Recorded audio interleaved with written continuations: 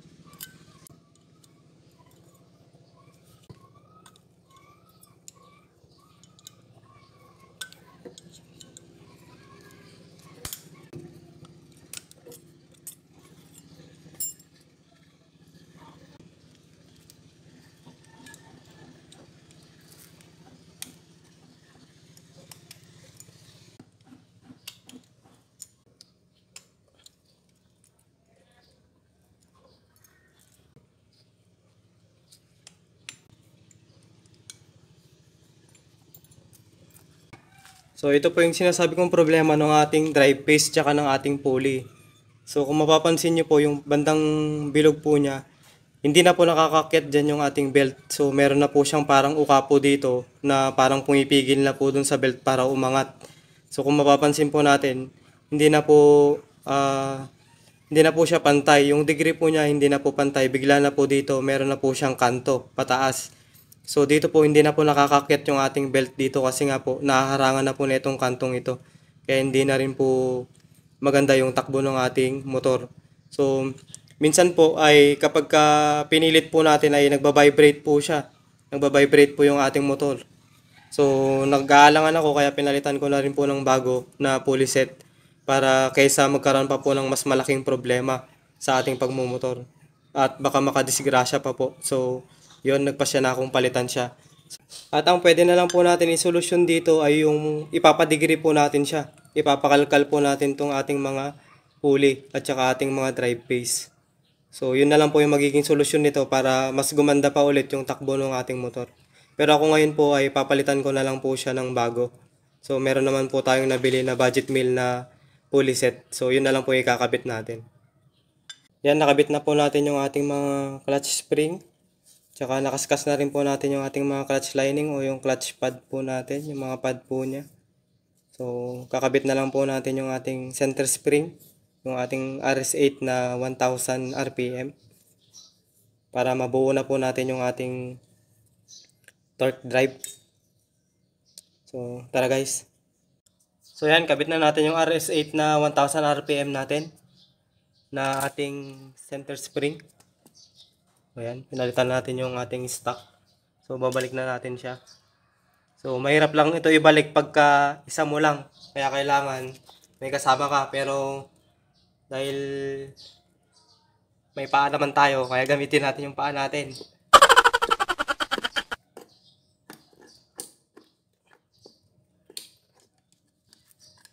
So yan, medyo matigas kasi 1000 na yung nilagay natin. Kasi stock natin is 800. Ayan.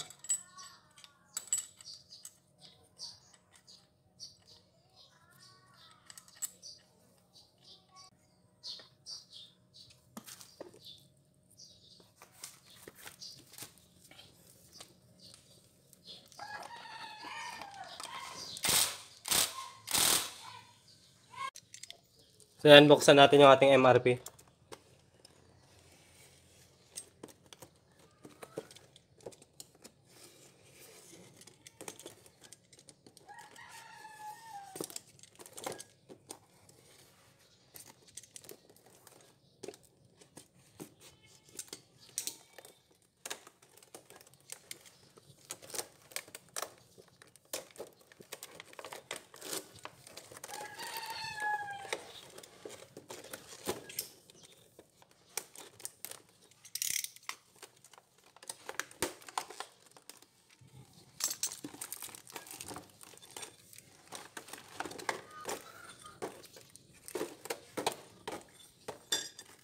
Ayan, check natin kung dumudulas ba yung kanya. Okay naman yung kanyang slider.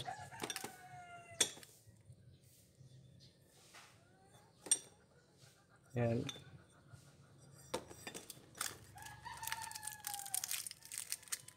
Yung bushing.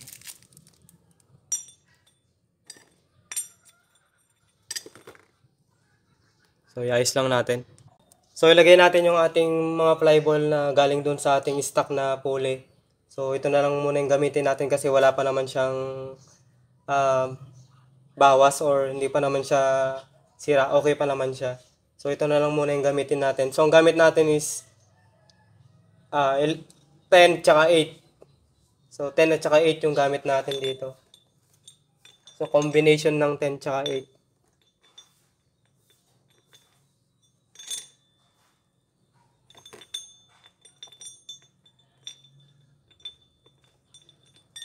Lagay natin yung backplate.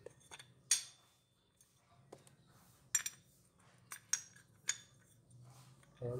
Lagyan lang natin ng konting grasa. Konti lang, huwag masyadong madami. So yan, lagyan na natin yung ating pulley set. So lagyan natin yung washer. Huwag nyo kakalimutan yung washer ng ang inyong pulley.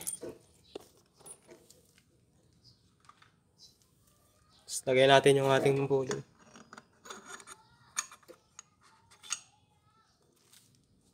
Tapos yung washer dun sa ating gitna bago mag-drive phase.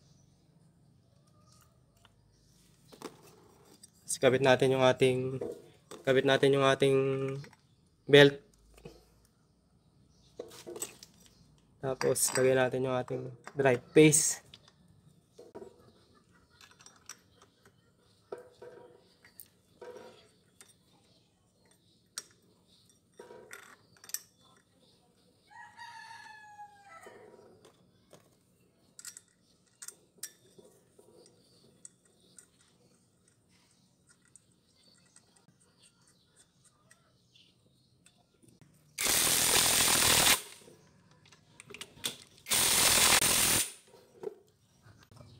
Lagyan natin yung ating belt.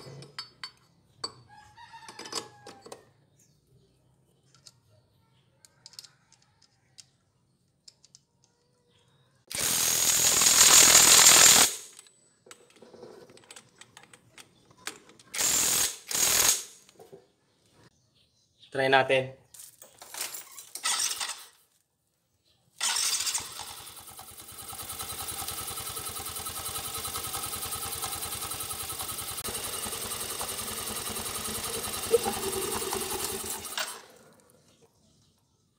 So, okay naman siya. Hindi naman napagpag yung ating belt. So, yan. I-update ko kayo kung ano ba yung performance nitong MRP na pulley set natin. So, yan guys. Nakabit ko na yung cover ng ating crankcase. So, yung cover ng ating CVT. So, yan guys. Update ko kayo kung ano yung naging resulta or ano yung naging outcome niya after natin gamitin ito ng mga isang buwan. So yun guys, kung gusto niyo yung mga video ganito ay don't forget to subscribe and hit the notification bell para lagi kayong updated sa lahat ng video na i-upload natin soon. So maraming salamat guys sa suporta. So ride safe and God bless. Peace out.